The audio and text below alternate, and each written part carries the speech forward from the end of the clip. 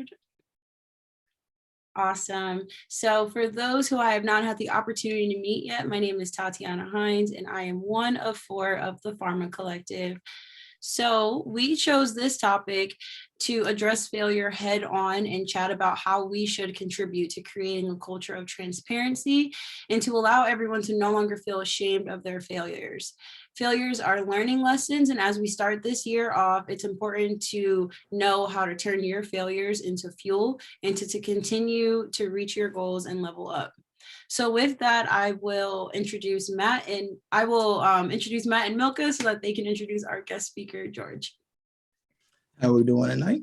And who else better to kind of start off this introduction, because we have George, who is a proud alumni of the Texas Southern University, who later went on to become a visiting scientist fellow with Eli Lilly. From there, we know he kind of just shot up, but that's important to kind of state, because, a lot of us are kind of looking for like the fellowships, and that's kind of the main thing of our whole spiel, I guess you can kind of say. So he has experience in that. He'll be able to touch on that as well. From that, he went on to become the first strategy startup leader with Eli Lilly, and then who, of course, went on to become the founder of Leap at Lilly. Legends, okay. Leap Legends. So not only has George dominated, by the way, y'all, my name is Milka, nice to meet y'all, one of 4 as well. But not only has George dominated the pharmacy world, but he is now venturing into this business space, full-time MBA student at the Stephen M. Ross School of Business. And he's also actually venturing into the venture capital world, where he is now an investment associate at the Zell Lurie Commercialization Fund, and also currently serves as an HBCU venture capitalist, senior fellow outside of Ross. And then on top of that, if you don't know about the Pharmacy Initiative leaders, you should go ahead and follow them on Instagram. They put out such great content that's valuable to a lot of pharmacy students.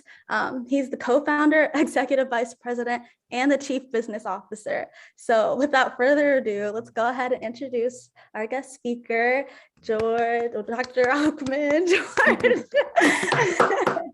No, thank y'all. And I think obviously you can see everything they just said on LinkedIn. You probably can see it on a CV. So first off, I wanted to thank the collective for bringing me here today. And I think this is something that is also a part of me, because I think I wouldn't be where I'm at without failures. And so a little bit about me that you won't find on any CV or LinkedIn.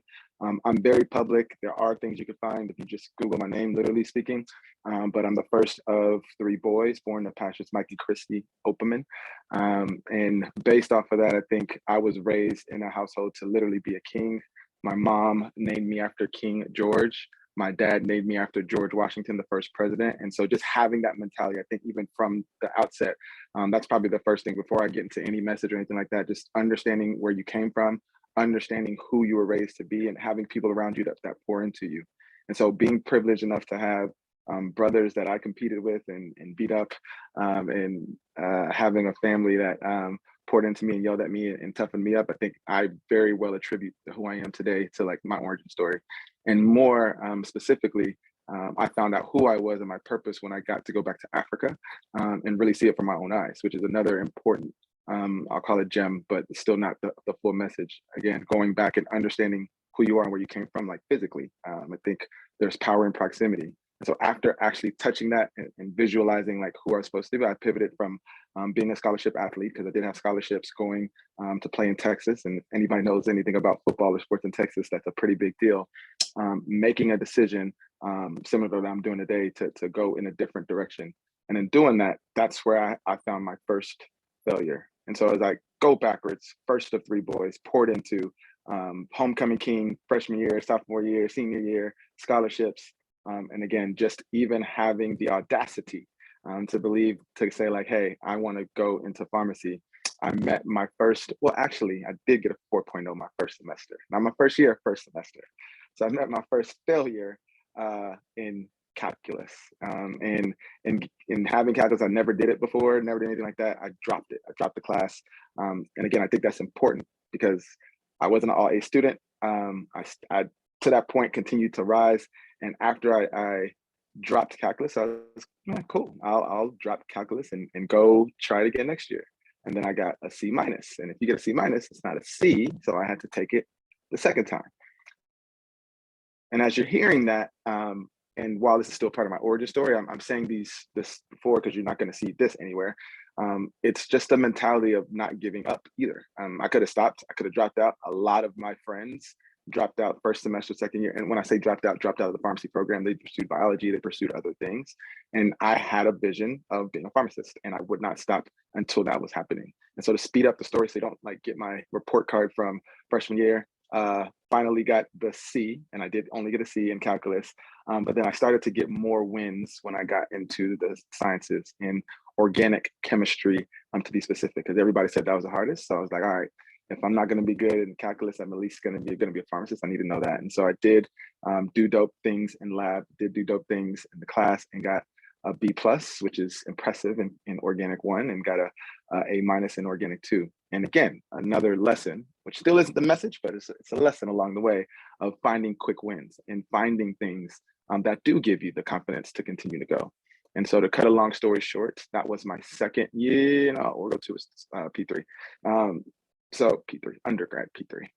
If you know the pharmacy program, which I know all of you do, most of you go to a 0 to 6 program. So for undergrad before you get into pharmacy school, or you go all 4 years and graduate with a biology degree, or you're like me and just do prereqs until you shoot your shot and you get in. And so I had the goal of getting in after my 3rd year, because I definitely wasn't taking 18 credit hours and not doing anything. And when I applied, I went to the University of Houston. I went to Houston because University of Houston had the #1 pharmacy program in Texas at that time. And I never saw myself going anywhere else. And I didn't get in. And when I didn't get in, obviously that's a failure. But I also knew, like, hey, I was prereqs. I'll pick up some major and I'll try again the following year. I will say this, as I tried to pursue that again, I wasn't really interested in anything else outside of pharmacy, playing intramural sports, stuff like that. That's when I learned more about Phi Alpha. And I will pause there, because if I go into pharmacy school my 3rd year as planned, literally speaking, I knew about the alphas and stuff, but I wasn't interested. I wouldn't be an alpha. And I think the point before the point here, and this is where I'll like speed up and get to the actual messages, is once you fail at something, and I say fail, you're failing at your goal. You are not a failure. You're not someone that, unless you make it happen, you are not dumb. It's actually showing that, hey, you're doing something that you've never done before, or you're trying to achieve something that's pretty hard out of your wheelhouse. Like, for you to make a right step and a left foot with your feet, you don't even think about it. That's something you can do every day. But if you want to run a 6-minute mile, I guarantee you, if you've never ran a 6-minute mile before, you're not going to run a 6-minute mile the first time. You probably won't even do it your 5th time. So you're going to have to train, literally fail a couple of times before you're going to run that 6-minute mile. Same thing with lifting weights. You all understand lifting to failure, where you tear your muscles. I mean, not a big tear, but you tear your muscles and they regrow stronger. And that's literally, not figuratively, literally how you get stronger. And so as I round out the story around becoming an alpha, that is one of the single most important things that have made me who I am today, because it gave me the mantras that I live to or live by to this day. The first one is find a way or make a way. So find a way to make something happen, find a way to get something to happen, or make it, like become it or create it. So that's one. And the second thing is short time for a lifetime. And it means a short time of sacrifice, short time of failure, short time of anything for a lifetime of the vision you have. And those 2 principles have carried me to where I am today.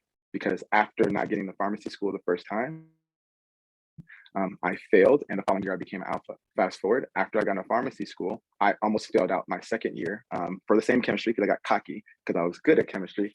And in doing that summer program to get me back into school, I found out that my dad went to pharmacy school.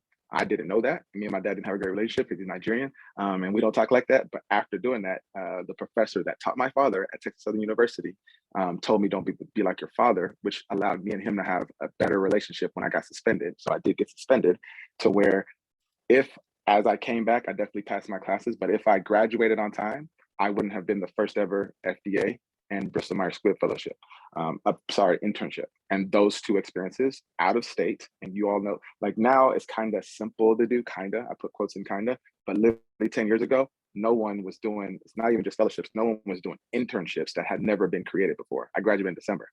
My BMS and FDA relationship internship were literally like my last 2 months of school. And so I want to say this, if I got into pharmacy school, I wouldn't be an Alpha.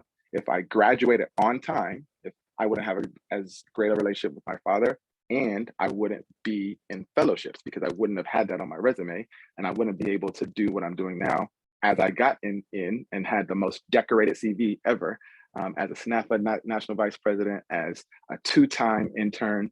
I didn't get a fellowship the first time, and I didn't apply to visiting scientists. I didn't even know about it the first time. I would have been applying to other programs. And so after that failure, the following year, I applied to every single fellowship under the sun, and I got into the Lilly Fellowship among others, and I chose there, and I wouldn't have created LEAP. I wouldn't be the first ever person in marketing. And the story goes on and on, because I can go, I've literally had a failure at every stage, literally speaking. And so as we think of that, I'll get to the actual message. Failure fuels. So failure is either going to fuel your fears, it's either going to fuel your focus, and it's either going to fuel your faith. So failure fuels. And when you think of it fueling your fears, that is okay. It's just not okay for you to sit in that. Courage comes when you're able to attack and challenge and be around things that you're fearful of. But what happens for most of us who fail and quit is that we're continue to focus that on fear. Failure also fuels your focus, because it is going to make you reflect and understand, wow, because this happened, what do I need to do in the future? What do I need to do now? And what could I have done before? So again, failure is okay for focus.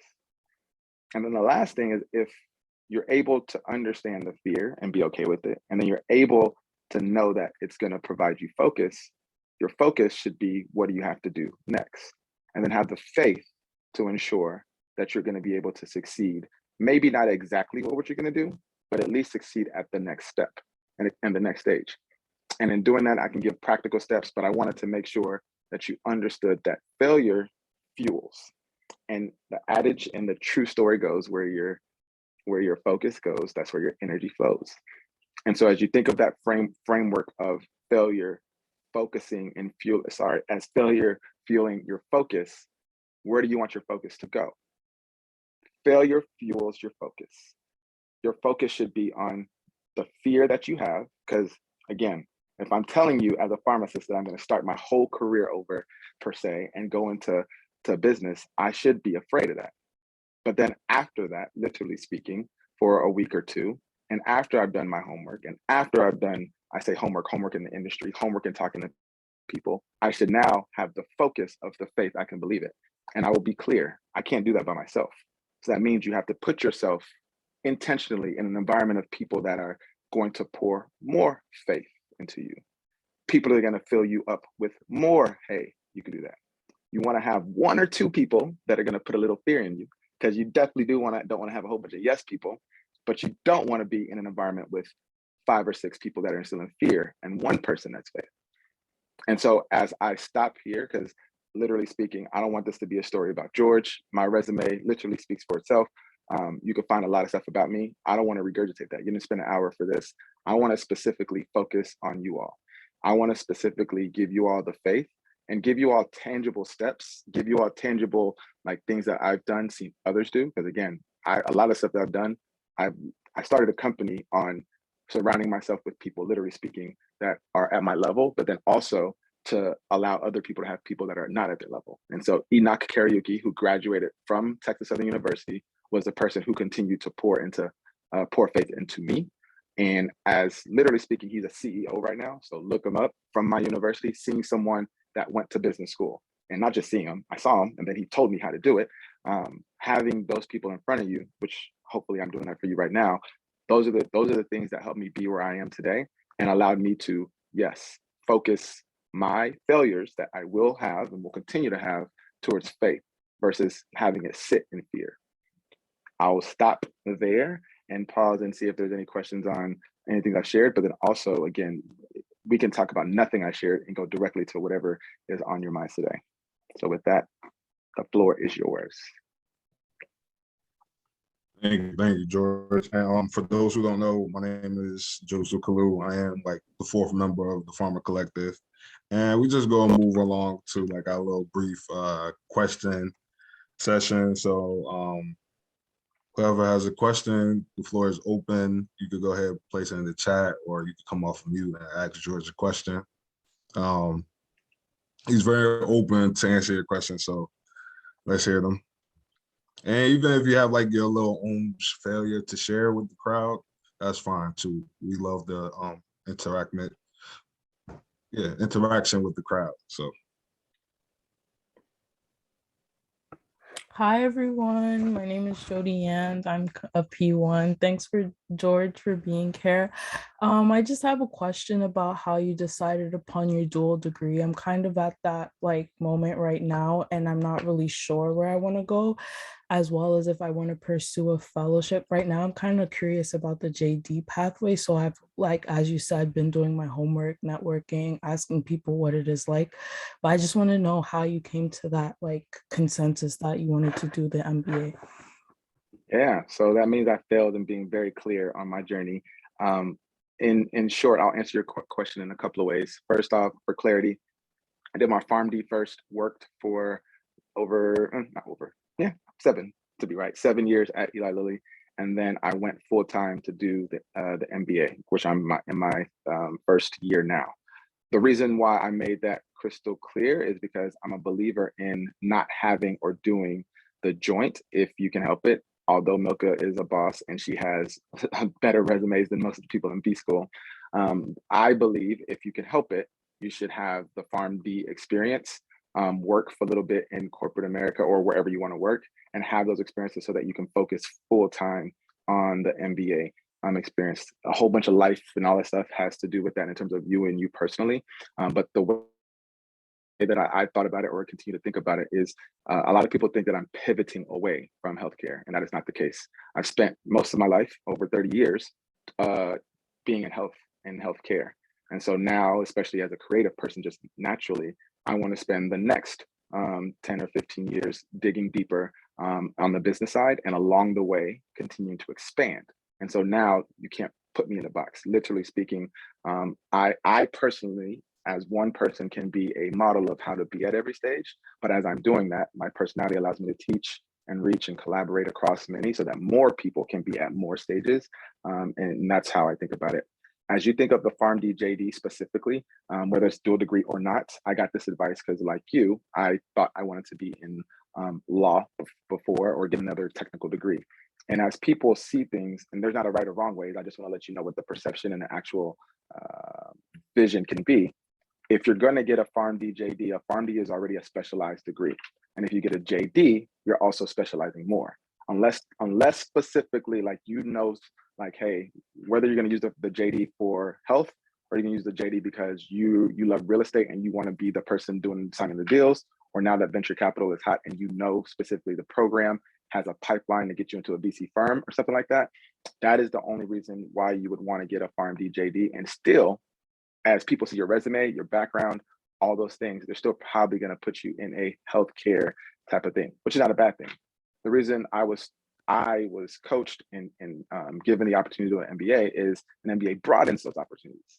It literally gives you more visibility on the things you want to do. And so again, anytime you hear an MBA that wrote a book, designed a trash can, flew a kite, is a pilot, you don't question that, because MBA is more of a degree or experience. It's less about the degree, just like the experiences allow you to have more opportunities and see more things, versus a JD and PharmD give you a specific domain. And if that's what you want, that's cool, but I just want to let you know that's how it's viewed externally.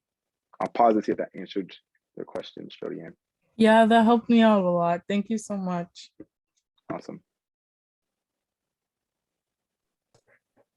Awesome. So I do have a question that was actually sent from our Instagram from one of our collective members. And it was, how have you used your past failures to motivate yourself to continue to pursue your own goals? Yeah, I think for me, I kind of alluded to it, but I'll say it more clearly. I personally, not even what I just said, but I personally get fueled by people that tell me I can't do something.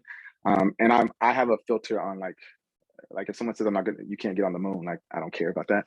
But things that are I want, and I believe in myself enough, and others believe in me, and I feel like I'm gifted to do, and you tell me I can't do it, that actually fuels me more.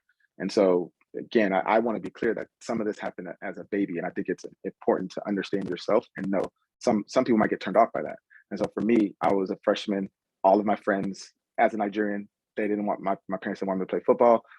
We played football in the streets, and I could just tell that I was more gifted than people that were playing ball and AAU and all this stuff.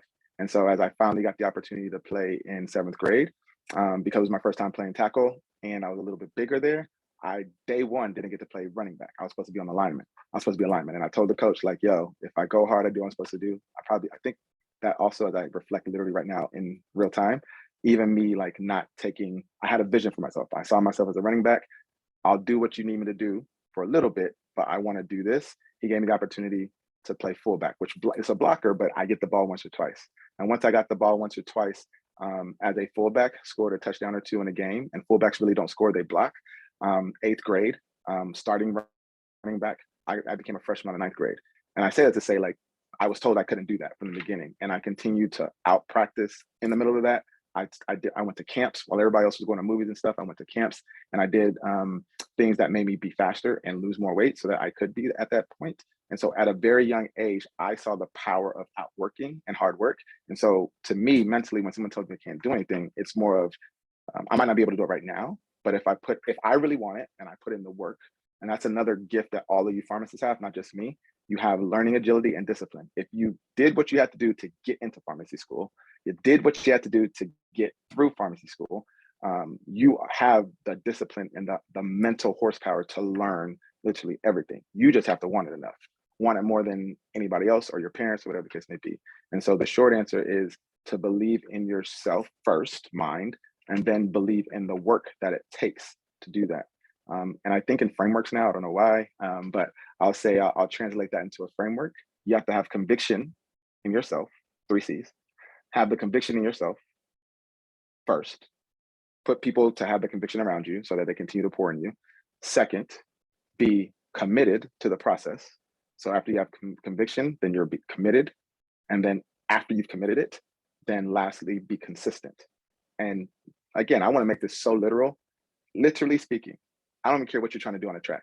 If you have conviction that you can run a mile, I don't even care the time. If you have conviction, you can do that. And every Saturday, not every day, just every Saturday, you run a mile from January to December, literally. You can't tell me that if you just show up, that's all you do, no crazy stuff. I don't care how slow you are, what your weight is.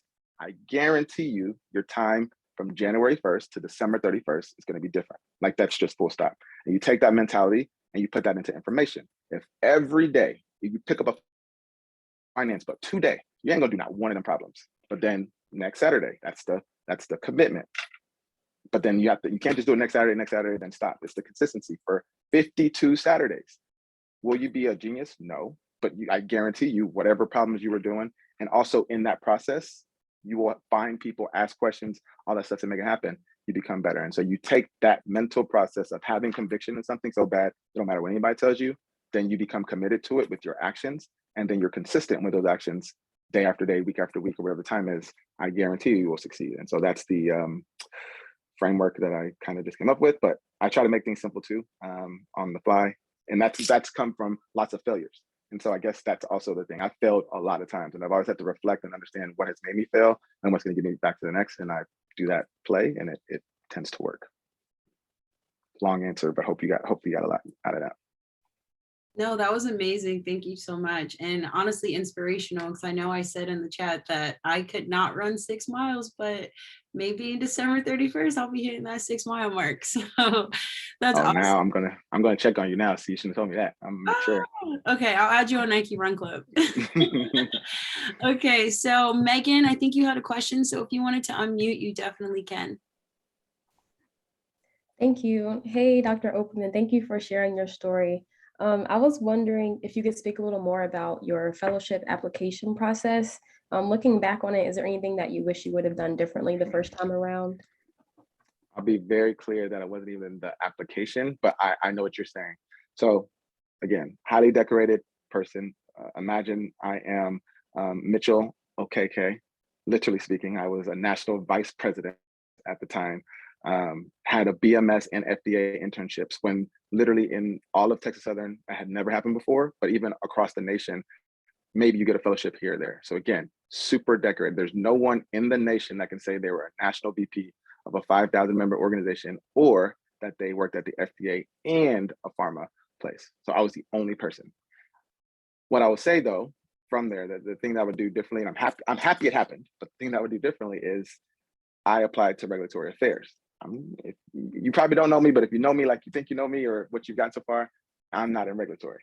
But I'm good at talking it up, and I got to the final rounds of all of my interviews. And on the last day, because we had a snapper dinner, I love to dress up. And again, the fellowship process live, especially, I'm not gonna say this, I'm just gonna tell you what I did. Got there to the Rutgers Fellowship, had four offers, and that was the last day, and I wore a wine suit with a bow tie. And again, no one's gonna tell me this, but I know, because I go in there and everyone has a black suit and a blue suit and they're doing a thing. And then I still remember to this day, the programs that like I was top just like looked, and I was like, oh, they look because they're happy to see me. And they're like showing me around and introducing me to people. And again, no one has said this, but me being on the other side, what they were saying is like, yo, is this your king? Like, this is who you putting in front of me? Like, this is who you want? This is who you think is gonna be regulatory affairs? Like, get out of here. And so needless to say, spoiler alert, I did not get, after getting 4 Rutgers included offers, or I want to say offers, like final rounds, and final rounds to then go to onsite. I didn't get not one call back, like all declined. The thing that I should have done at that point is probably wear the blue suit and what's the word? Damn, I don't know why I can't think of the word right now, but do what everybody else does. And I'm glad I did it. I'm glad I decided to do what I was supposed to do. It was a learning if I really, really, really, really want something, not to do that. But God had an amazing way to make me wear that wine suit that day. And as I came back the second time around, it was the humility to understand like, hey, this isn't anyone's fault but mine, and to put my head down and to come back again. And that also gave me more time to truly explore other programs, because I only applied to Rutgers, to be honest. Didn't know anything about the Lilly Fellowship, saw it and was like, what the hell? I mean, a 1-year fellowship versus 2, $70K. And also, like, as I talked to more people, more of the fellows, if not all, typically stayed at the company.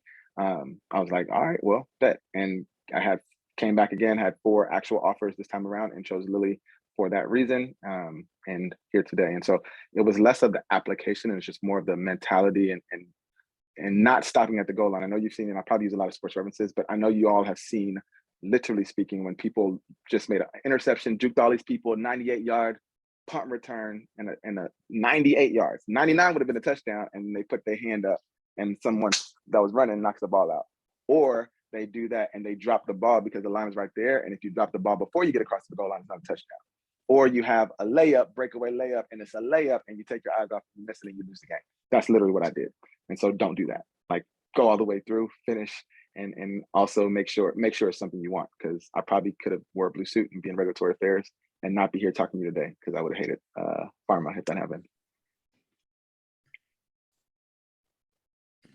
Thank you, Megan. Long answer. Hopefully that answers the question. Hope that answered your question. Okay, yeah, she responded. But so perfect. You kind of been talking a lot, well, not kind of, but you've been talking a lot about your failures, and you've had them at every single stage, which I love, because I mean, so many people can kind of resonate from that.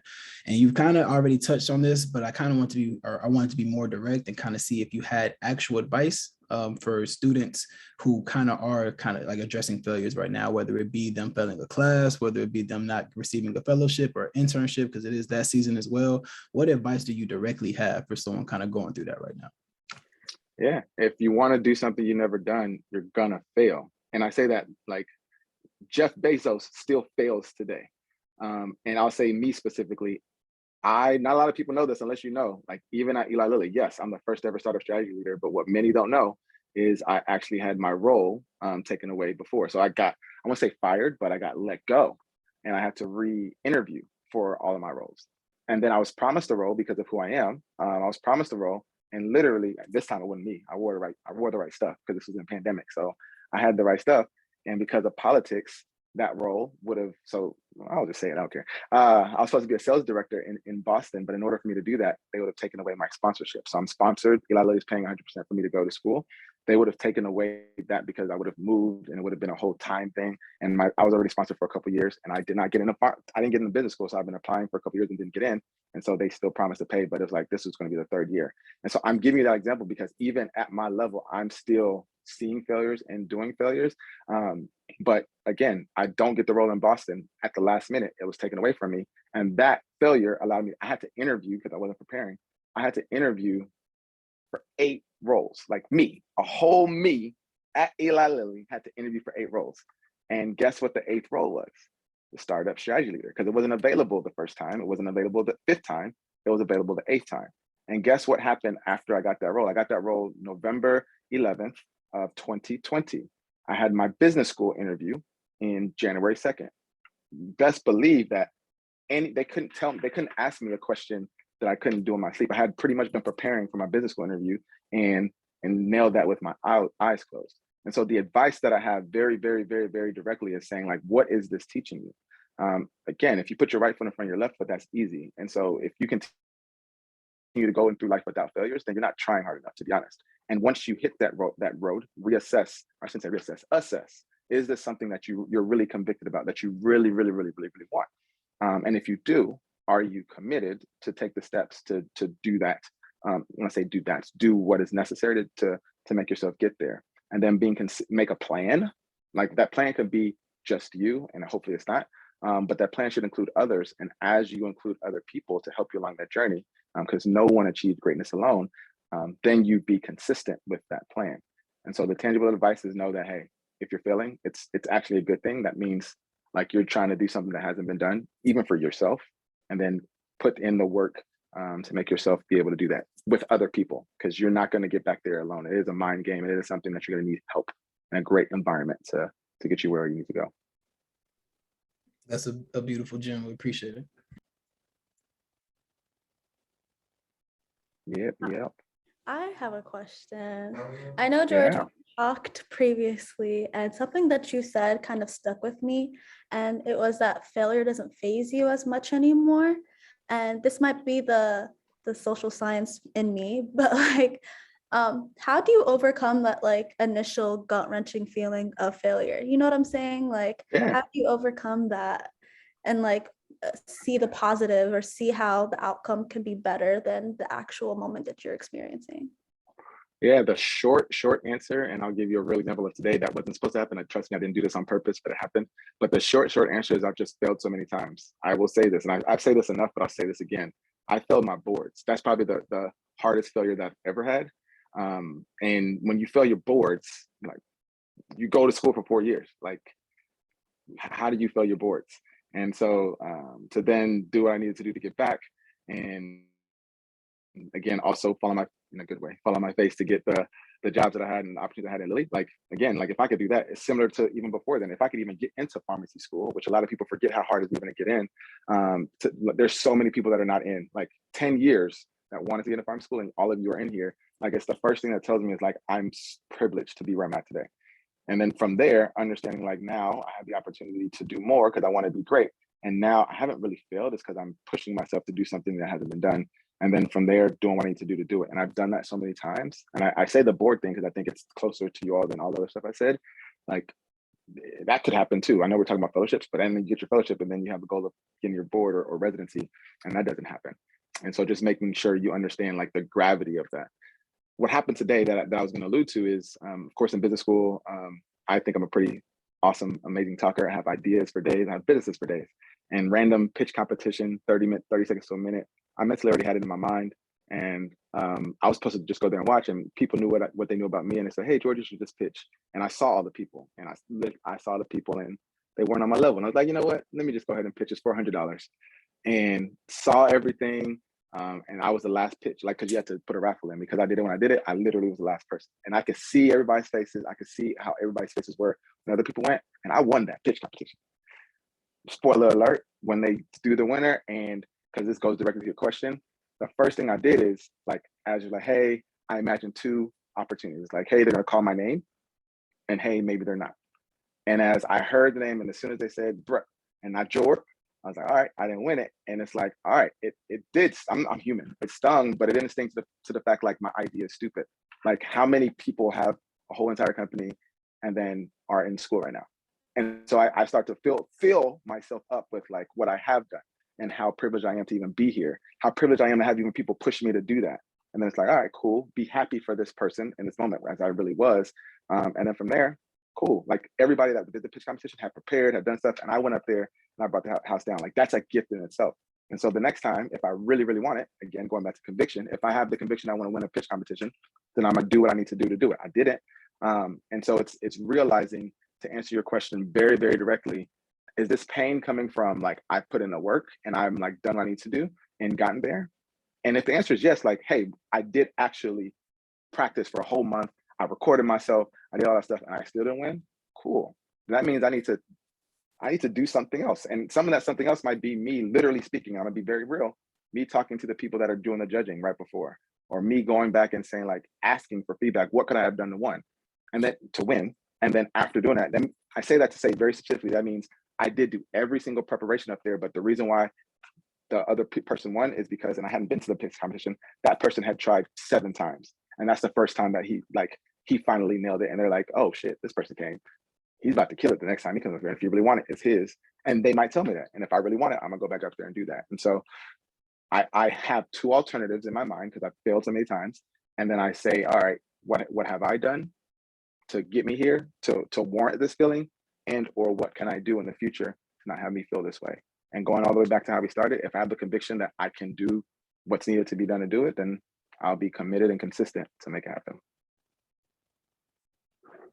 Beautifully said, George. Thank you so much. Because, man, that gut-wrenching feeling. I'm going to No, start it thinking sucks. about that more. It sucks, but you just think of the 2 things. I definitely will. Thank you.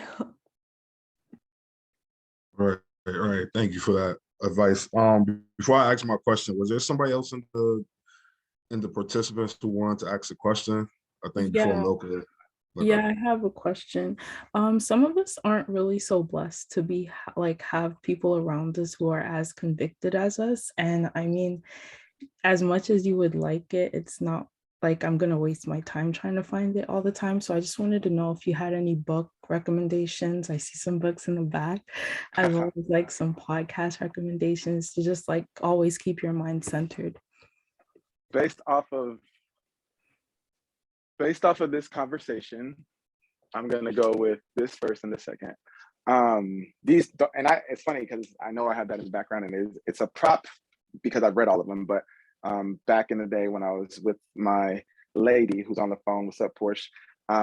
She had a book rack in the back, and that was the first thing that anybody said, like talked about it. So when I got here, I was like, I'm making sure I have my book rack.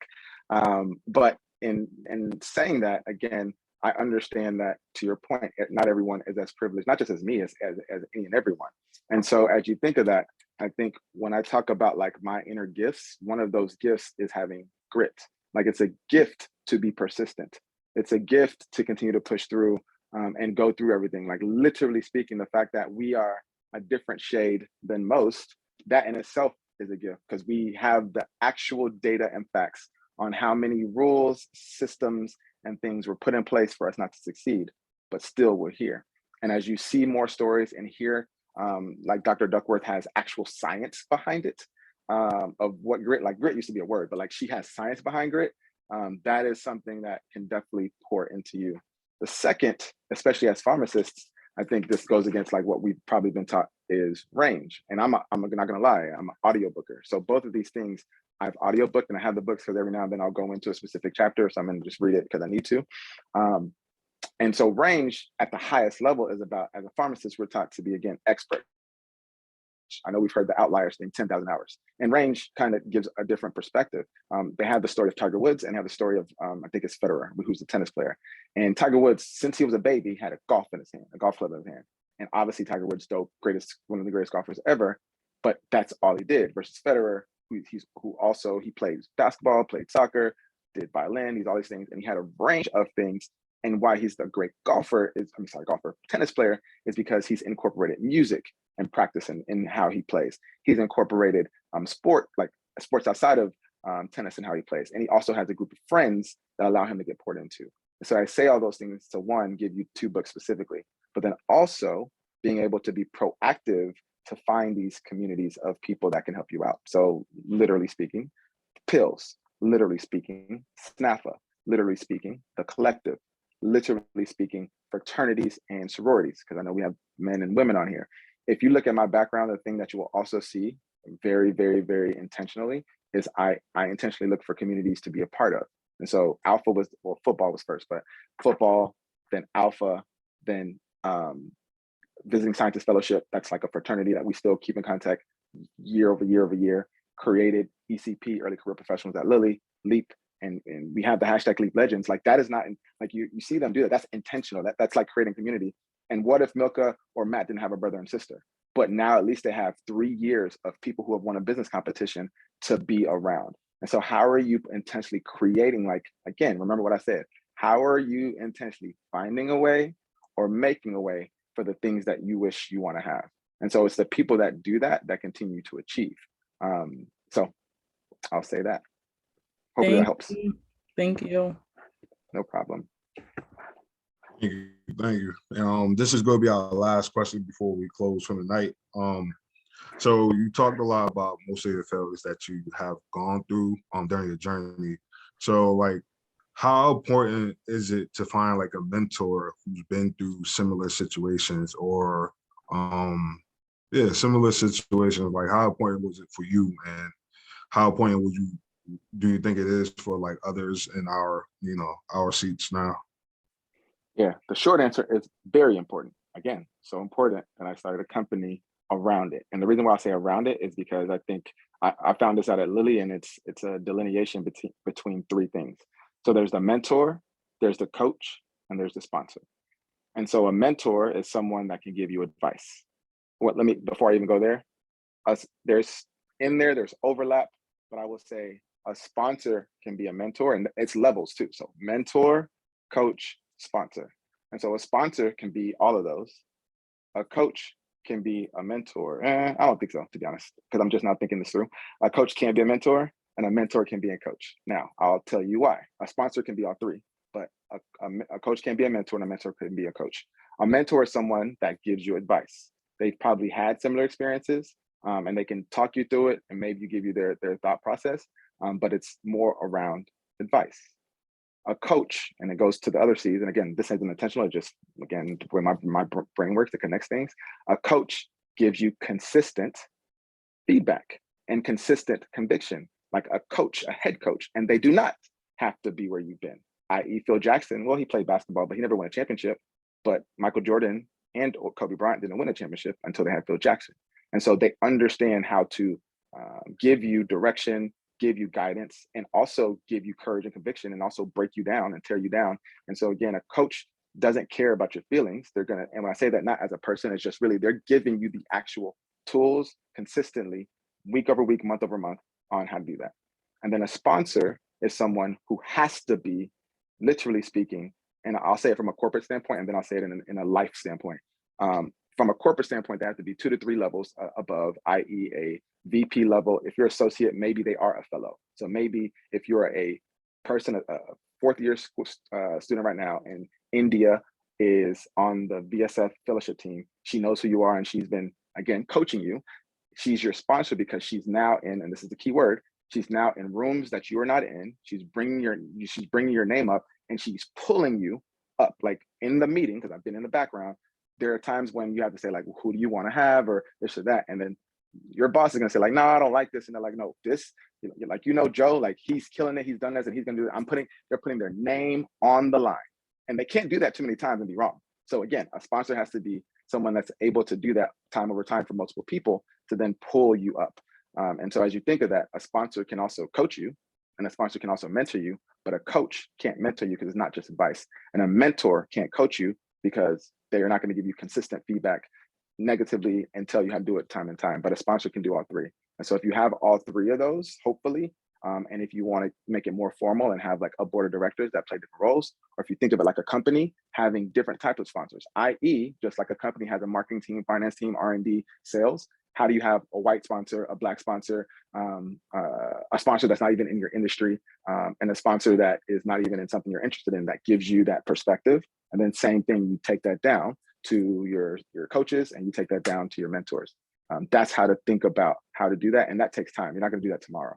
That's one, it's a mentality first. And then from there, it's about being consistent with not networking, but building relationships and connections to people, so that they're able to show you that. And I know this is the last question, but I'll leave you on this last thing, because like, oh, George, how do you get a mentor or sponsor coach? Outside of going to pills, people want to bet on people, literally speaking with their money, but then figuratively speaking, who are going to win. I guarantee you, people will pay to be LeBron James's mentor, sponsor, or coach. But at 17, they weren't doing that. And so as I say that more directly, how are you bringing value to people that can't bring value to you? How are you putting yourself in places and spaces? So even literally speaking, the fact that the collective made their name and they're on Instagram and they put stuff on LinkedIn, I guarantee you someone who's looking for a collection of Black people are gonna just literally Google that, and then they're gonna find them, and then that's how they get pulled up and they didn't even know it. And so how are you making sure you're spreading your hand to be a leader nationally, regionally? How are you making sure, and I will stop there since the recording stopped and the recording in progress. How are you making sure that you're making sure you're proactively putting yourself out there? Why? To go all the way back to why we're here, to fail in public, and then tell people why you failed. Tell people and have people learn from your failures. And then so many people, because of that, are going to come and help you over time, because they're like, wow, like I really knew not to wear that wine suit because you told me that. Like, what can I do to help you with your company? That's why we've been able to continue our company for 5 years with just people raising their hands, trying to help as coaches, as mentors, because we've helped them. It's almost like a duty now for them. And so with that, I'll pass it back to the collective and the team.